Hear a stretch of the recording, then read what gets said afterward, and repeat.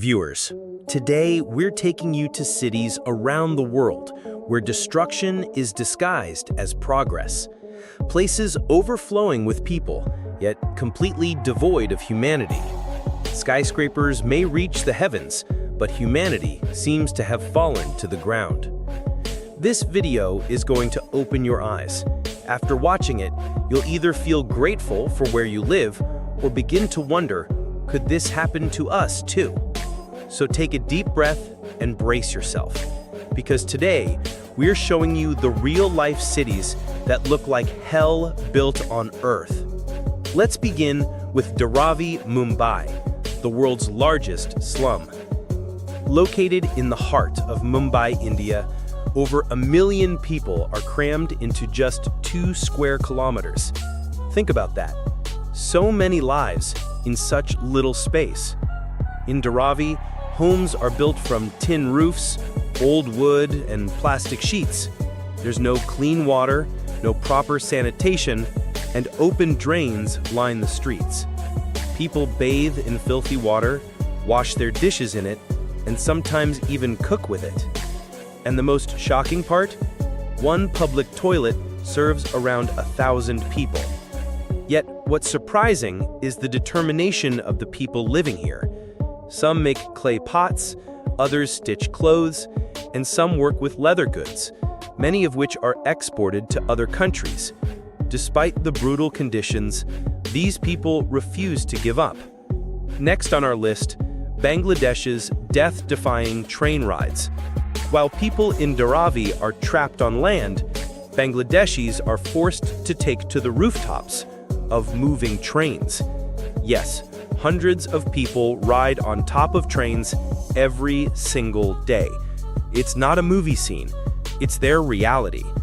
The trains are so overcrowded that there's no space left inside.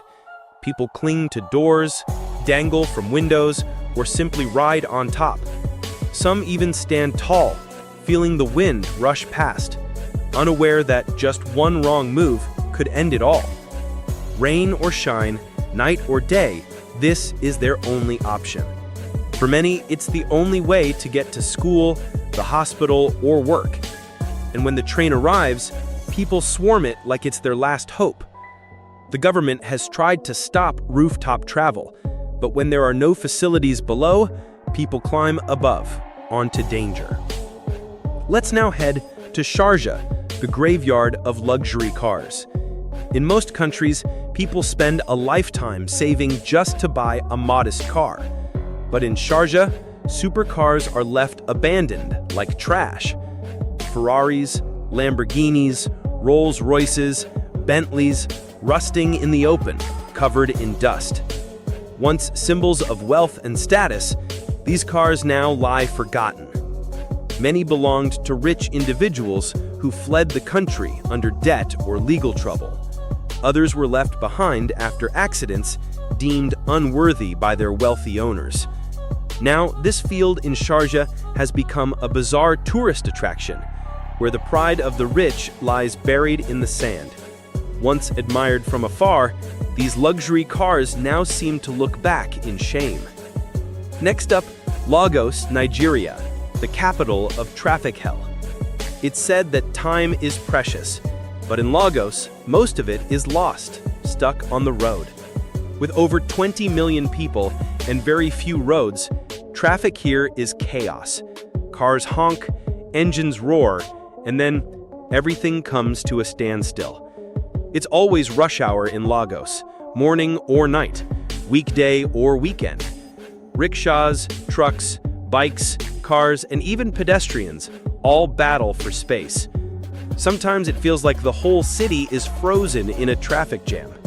People miss school, work, even hospital appointments. Ambulances are trapped and lives are lost. That's why Lagos is often called the world's traffic hell. Now, let's talk about Japan's Oshiya phenomenon.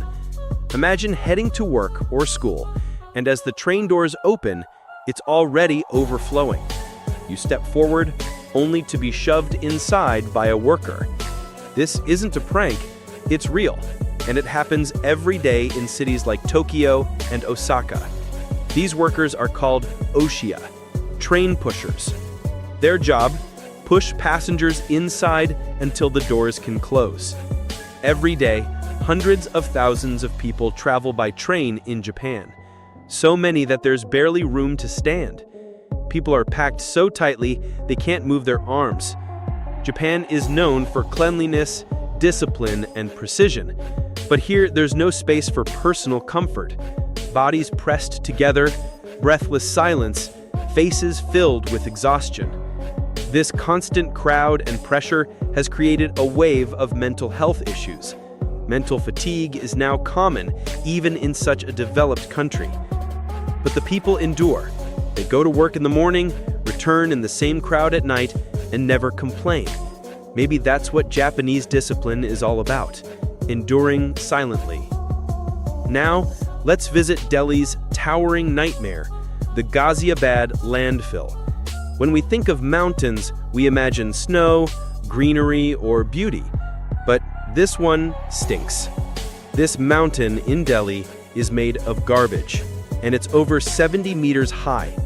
Every day, more than 2,000 tons of trash is dumped here.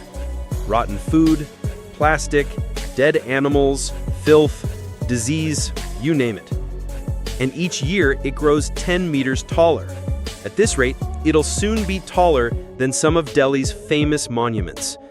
This landfill isn't just an eyesore, it's toxic. It releases deadly gases. People nearby suffer from breathing issues, eye burns, and skin diseases. And during rains, the filth seeps into rivers, poisoning the water. The most heartbreaking part? People live here. Families in small huts scavenge through the trash all day, picking iron, plastic, anything to survive.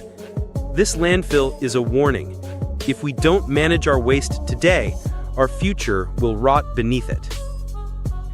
So friends, that was today's video. What are your thoughts? Let us know in the comments. Inshallah, we'll see you in the next one. Until then, take care of yourselves, your surroundings, and your loved ones. Goodbye.